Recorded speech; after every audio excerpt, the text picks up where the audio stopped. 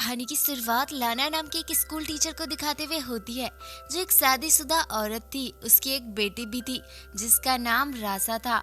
लाना जिस स्कूल में पढ़ाती थी वहाँ पर बैनी नाम का एक हैंडसम लेकिन शरारत करने वाला लड़का भी पढ़ता था, जो लाना के क्लास में पढ़ाते वक्त सिर्फ उसे ही देखते रहता था, मानो जैसे वो लाना को प्यार करने लगा हो। ये देखकर लाना भी उसकी तरफ अट्रैक्टेड हो जाती है। उसे समझ नहीं आ रहा होता है कि वो बैनी से कैसे डील करे, क्योंकि वो स्कूल के एक टीचर है और बैनी सिर्फ उसका एक स्टूडेंट था। कभी कभी तो बैनी लाना के इतना करीब आ जाता था कि लाना खुद पर कंट्रोल भी नहीं कर पाती थी। इसलिए लाना उसके अट्रैक्शन से बचने के लिए कुछ भी करने को तैयार थी। वो जितना हो सकता था उससे दूर दूर रहने की कोशिश करती थी।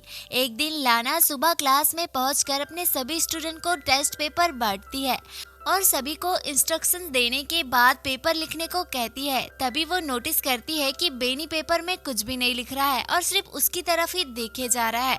लाना उसको इग्नोर करके दूसरी तरफ देखने लग जाती है। क्लास के बाद वो अपनी बेटी रासा को स्कूल लेने जाती है। रासा उसे हक करती है और उसे स्कूल के बोरिंग होने की बातें बताती है। इस बात पर लाना हंसने लगती है। फिर वो रासा को हक करके कार में बिठाती है। तभी उसकी नजर बैनी पर पड़ती है, जो अपने डॉग को टहला रहा होता है। वो थोड़ी देर तक बैनी को देखने के बाद कार ड्राइव करके चले जाती है। अगले दिन लाना की एक स्टूडेंट जर्मी क्लास में प्रेजेंटेशन देती है। तभी लाना की नजर दो लड़कियों पर पड़ती है जो फोन पर मूवी देखकर हंस रही होती है।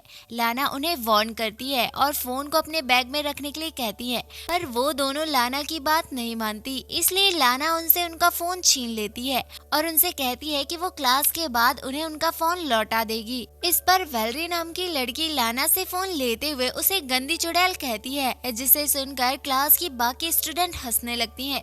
लाना उस लड़की को कहती है कि वो स्कूल की अथॉरिटी से उसकी शिकायत करेगी। जब ब्रेक के टाइम लाना चाय पी रही होती है, तभी उसकी नजर बैनी पर पड़ती है, जो बैलरी को परेशान कर रहा होता है। बैनी बैलरी के बैग का सारा सामान निकालकर फेंक देता है और इतना ही नहीं, वो उसकी साइकिल को भी उठाकर पटक देता है और उसे खराब कर देता है। इस घटना के बाद लाना स्टाफ रूम में बैठी होती है, एक दूसरी टीचर के साथ बैनी के बारे में डिस्कस करती है और उसे बताती है कि बैनी के बारे में वो क्या सोचती है, कि बैनी कैसा लड़का है। यहाँ पर लाना उस टीचर की राय लेना चाहती थी, पर वो टीचर खुद ही कंफ्यूज हो जाती है और उसे समझ नहीं आ रहा होता है कि वो उसे क्या राय दे। इसलिए वो टीचर लाना से कहती है कि उसे परेशान होने की जरूरत नहीं है।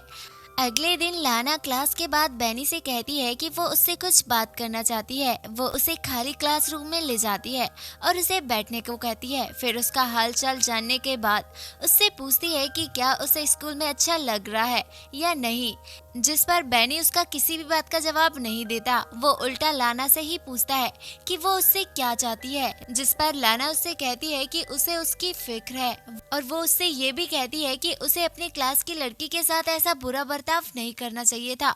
फिर उसे समझाते हुए उसके घुटनों पर हाथ रखकर कहती है कि उसे अगर कोई भी हेल्प चाहिए तो वो उसे बता सकता है, जिस पर बैनी उसके हाथ की तरफ देखकर मुस्कुराने लगता है। इसे देखकर लाना तुरंत ही समझ जाती है और अपना हाथ हटा लेती है। बैनी उससे कहता है कि मुझे नहीं लगता कि तुम सचमुच मेरी हेल्प करना चाहती हो। लाना कहती है कि मुझे तुम्हारे फ्यूचर की फिक्र है, क्योंकि पिछले टेस्ट में तुम फेल हो गए थे। लाना की बात सुनकर बैनी हंसने लगता है और उससे कहने लगता है कि फालतू की बातें करने की बजाय मुझे सच बताए कि वो उससे क्या चाहती है। लाना को जब कोई भी जवाब नहीं मिलता तो वो मीटिंग का बहाना करके वहाँ से चली जाती है।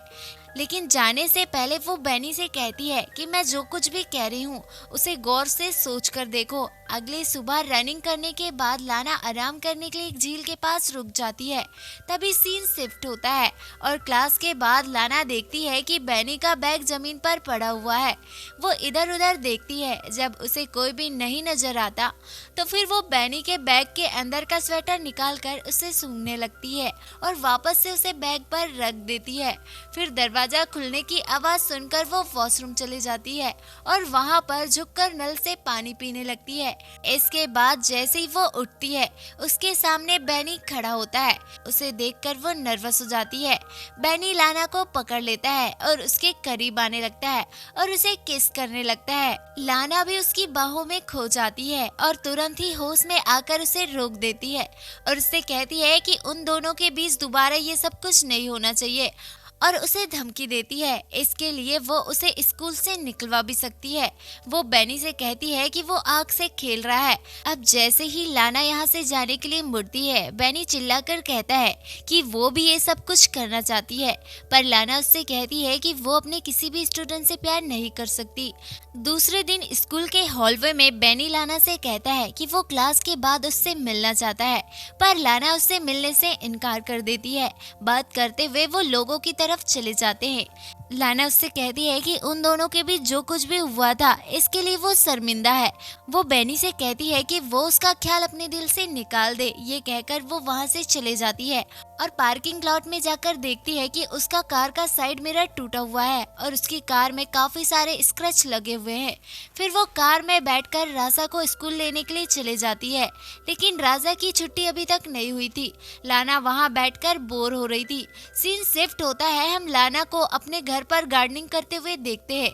उसका हस्बैंड वार्ड उससे पूछता है कि कार में कैसे स्क्रैच लगा है, तो वो उससे कहती है कि वो एक लैंप से टकरा गई थी। वार्ड उससे पूछता है कि लैंप से इस तरह के स्क्रैच कैसे हो सकते हैं, तो वो उससे कहती है कि कभी कभी ऐसा होता है।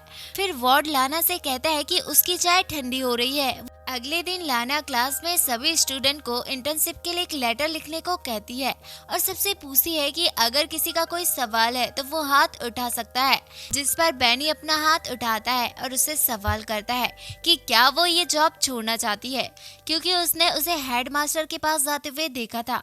ये सुनकर पूरी क्लास हंसने लगती है। तब लाना उससे कहती है कि वो हेडमास्टर से उसकी रिपोर्ट करेगी। इस बात पर बेनी कहता है कि लाना को हेडमास्टर के तलवे चाटना पसंद है। उसकी इस बात पर लाना को बहुत ज्यादा गुस्सा आता है और वो उसके बैग को उठाकर बाहर फेंक देती है और उससे कहती है कि वो क्लास के बाहर चला जाए या वो खुद यहाँ से चले जाएगी। इसी बीच एक लड़का बोर्ड का डस्टर उसकी तरफ फेंकता है, जो लाना को हिट करते करते बचता है। ये देखकर लाना को गुस्सा आ जाता है और वो क्लास के बाहर चले जाती है। अगले दिन जब लाना घर पर रासा को पढ़ा रही होती है, तब उसका फोन बार बार बजने लगता है। जब लाना फोन उठाती है तो दूसरी तरफ से कोई भी नहीं बोलता है, मतलब कि साफ था कि कोई उसे डिस्टर्ब कर रहा है। अगले दिन जब लाना स्कूल जाती है तो वो टाइम से पहले बेनी को वहाँ बैठा हुआ देखती है, इसलिए वो डर जाती है। इसलिए वो जल्दी से रिसेप्शनिस्ट के पास जाती है और उसे कहती है कि मेरी तबीयत ठीक नहीं लग रही है, जिसके बाद वो घर चले जाती है। रात को डिनर बनाते समय वार्ड उससे पूछता है कि उसका दिन कैसा रहा। यहाँ पर लाना उससे झूठ बोल देती है कि वो सारा दिन स्कूल में पढ़ाती रही और अपने स्टूडेंट के एग्जाम पेपर को चेक करती रही। अगले दिन राजा को स्कूल छोड़ने के बाद लाना काम पर नहीं जाती और एक नदी किनारे रुककर एप्पल खाने लगती है। फिर वो म्यूजियम में चले जाती है। थोड़ी देर तक वो पेंटिंग को देखते रहती है। अचानक उसकी नजर बेनी पर पड़ती है। उसे देखकर वो घबरा जाती है और जल्दी से वहाँ से निकलने की कोशिश करती है। फिर लिफ्ट में वापस से उसकी मुलाकात बेनी से हो जाती है। यहाँ पर बेनी लाना से कहता है कि वो उसे मिस कर रहा था, इसलिए वो स्कूल जाना चाहता था। फिर बेनी उसे यहाँ वहाँ छूने लगता है। इसके बाद हम देखते हैं कि लाना भी आउट ऑफ कंट्रोल होकर उसे किस करने लगती है, पर बेनी उसे रोक देता है। इसी रात लाना को बुरे बुरे सपने आते हैं। उसकी फैमिली उससे दूर हो रही है, इसलिए वो घबरा कर नींद से जाग जाती है। अगले दिन वो चुपके से स्कूल के एडमिनिस्ट्रेटर ऑफिस में चले जाती है, जहाँ से वो एग्जाम पेपर चुरा कर लाती है। जब सारे स्टूडेंट लंच करने के लिए कैफेटेरिया में चले जाते हैं, तो वो बेनी को फंसाने के लिए पेपर उसके कोट पर रख देती है। अगले दिन जब लाना स्टाफ रूम में बैठी होती है और दूसरी टीचर से बातें करते हुए बेनी को देखती है कि बेनी को कुछ सिक्योरिटी गार्ड पकड़कर ले जा रहे हैं। एग्जाम पेपर चुराने के इल्जाम में बेनी को स्कूल से निकाल दिया जाता है। उसके जाने के बाद लाना उसे मिस करने लगती है और उसके साथ बिताए हुए पलों को याद करती है। एक दिन लाना और रासा एक स्टोर में जाते हैं। रासा को अपने फ्रेंड के लिए गिफ्ट खरीदना था। वहां जाकर हम रासा को देखते हैं, जो कपड़े से बने हुए एनिमल को लेने की जिद करने लगती है, लेकिन लाना उसे मना कर देती है। कुछ टाइम बाद रासा कहीं गायब हो जाती है। लाना उसे ढूंढने लगती है, लेकिन 40 मिनट ढूंढने तक भी वो उसे नहीं मिलती। फिर वो सिक्योरिटी वालों को सीसीटीवी फुटेज दिखाने के लिए कहती है। सीसीटीवी फुटेज में वो देखती है कि बेनी उन दोनों का पीछा कर रहा था, इसलिए वो काफी ज्यादा डर जाती है। फिर वो रासा को स्टोर से बाहर निकलते हुए देखकर डर जाती है। तभी वार्ड का फोन आता है और वो उसे बताता है कि रासा उसके साथ घर पर ही है।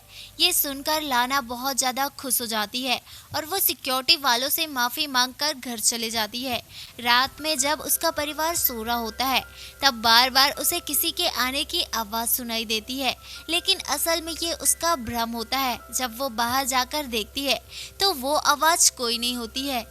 फिर वो दरवाजा लॉक करके इमेजिन करती है कि वो बेनी के साथ ही है। सारी रात इसी तरह से बीत जाती है। सुबह वार्ड की आवाज सुनकर लाना का सपना टूट जाता है। वार्ड और लाना एक दूसरे को हग करते हैं। इसके बाद लाना अपनी कार ड्राइव करते हुए बेनी के घर में पहुंचती है। वो थोड़ी देर तक अपनी कार में उसका वेट करती है। जब बेनी अपना स्कूटर लेकर बाहर आता है तो लाना उसका पीछा करने लगती है। पीछा करते हुए जैसे ही वो लोग सुनसान जगह में पहुंचते हैं, हम देखते हैं कि लाना अपनी कार की स्पीड बढ़ा देती है और बेनी के स्कूटर को जोरदार टक्कर मारती है, जिससे बेनी का बड़ा एक्सीडेंट हो जाता है। फिर लाना अपनी कार पार्क करके वहाँ से निकलती है और यहाँ हमें पता चलता है कि लाना बेनी से पीछा छुड़ाने के लिए किसी भी हद तक जा सकती थी, यानी कि वो उसकी जान भी ले सकती है। और इसी के साथ ये कहानी यहीं पर एंड हो जाती है। आई होप आपको एक्सप्लेनेशन पसंद आई हो। अगर आपको एक्सप्लेनेशन पसंद आई तो वीडियो को लाइक और चैनल को सब्सक्राइब जरूर कीजिएगा, क्योंकि आपका एक सब्सक्राइब हमारी इंस्पिरेशन का कारण बनता है।